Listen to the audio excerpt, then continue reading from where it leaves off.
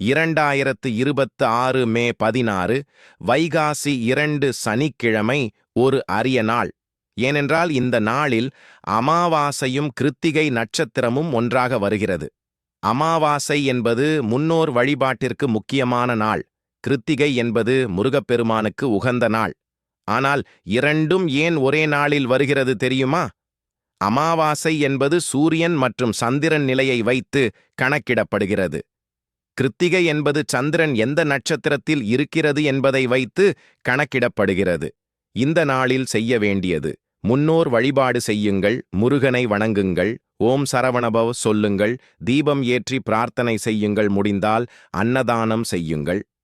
இந்த நாள் முன்னோர் ஆசீர்வாதமும் முருகனின் அருளும் கிடைக்கும் சக்தி வாய்ந்த நாளாக கருதப்படுகிறது. இந்த அமாவாசையில் நீங்கள் என்ன வழிபாடு செய்யப் போகிறீர்கள்? கருத்தில் சொல்லுங்கள்.